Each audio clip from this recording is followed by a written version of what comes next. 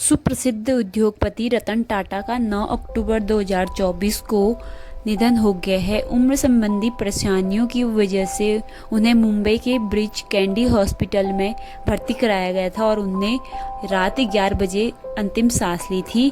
तो उन्हें समूह का हिस्सा होते हुए समूह को नई बुलंदियों तक पहुंचाया और टाटा कंपनी को बहुत बड़ा नाम देकर उन्हें अपनी एक पहचान बनाई। साल 2000 में उन्हें भारत सरकार द्वारा पद्म भूषण और साल 2008 में उन्हें पद्म विभूषण पुरस्कार से सम्मानित किया गया।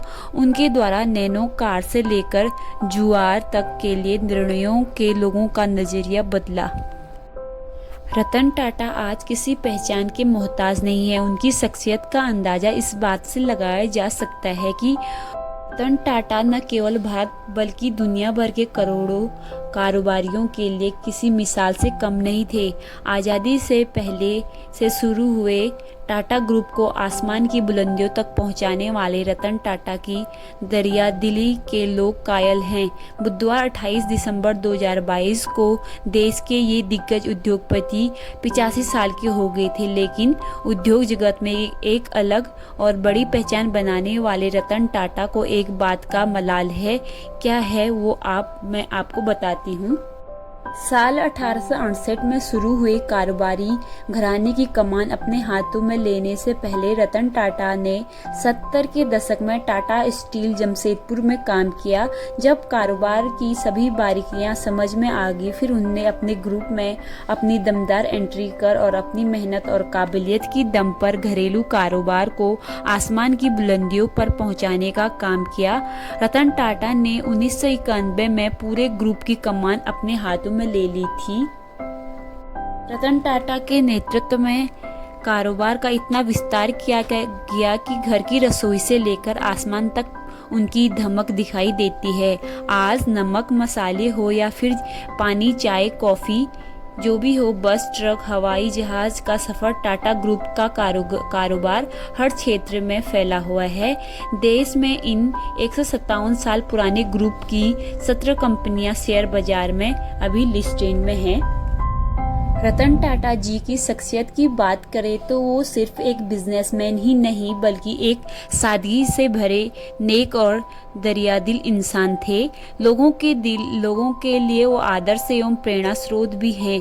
वे अपने समूह से जुड़े छोटे से छोटे कर्मचारियों को अपना परिवार मानते थे और उनका ख्याल रखने में कोई कोर कसर नहीं छोड़ते थे। इसके कई उदाहरण सामने आते हैं। इसके अलावा उन्हें जानवरों से, खासतौर पर स्ट्रे डॉग से खास लगाव था। वे कई गैर सरकारी संगठनों और विपदा की स्थिति में हमेशा मदद के लिए तैयार रहते थे, फिर चाहे वो मुंबई में 26/11 का अटैक हो या कोरोना महामारी में हो। कोरोना महामारी की बात करें तो उन्होंने 1500 करोड़ रुपए कोरोना के टाइम पे अपने मदद के रूप में हमारे देश को दिया था। तो उनकी इस बात से शख्सियत का पता लगाया जा सकता है कि वो कितने नेक दिल और कितने अच्छे इंसान थे। साल 1937 में जन्मे रतन टाटा का पालन पोषण 1939 में उनके माता पिता के अलग होने के बाद उनकी दादी नवाजबाई टाटा ने उनका पालन पोषण किया था।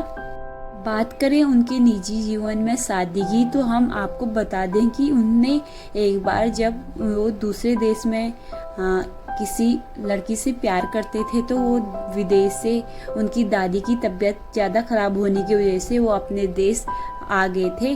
तो उनकी दादी की तबीयत ख़राब होने की वजह से उनने अपना रिश्ता ठुकरा दिया और वो लड़की के पक्षधर नहीं थे कि वो हमारे देश में आ सकती है। तो इस वजह से उनकी शादी भी रुक चुकी थी और वे पूरे जीवन अकेले उनने संघर्ष करके अपनी इतनी बड़ी इमेज बनाई आज, जो सब लोगों के दिलों पे राज करती है। बात करें अब टाटा ग्रुप की कमान की तो वर्तमान में टाटा ग्रुप की कमान संभाल रखी है एन चंद्रशेखर के हाथों में है। उन्होंने सन 2017 में टाटा सन्स के चेयरमैन का पदभार संभाल लिया था और तब से वो टाटा ग्रुप के चेयरमैन रह रहे हैं। तो उद्योग जगत के महानायक रतन टाटा का निधन देश के लिए एक अपूर्णीय क्षति है। उन्होंने सिर्फ टाटा समूह को नई ऊंचाइयों तक पहुंचाया, बल्कि भारतीय उद्योगों को वैश्वीकरण मंच पर प्रतिष्ठा दिलाई। उनके नेतृत्व में टाटा समूह में कई ऐतिहासिक अधिग्रहण किए हैं और समाज कल्याण में एक महत्वपूर्ण योगदान दिया है। रतन टाटा की विरासत हमेशा प्रेरणादायक रहेगी और उनका जाना देश को गहरे शोक में डाल गया है।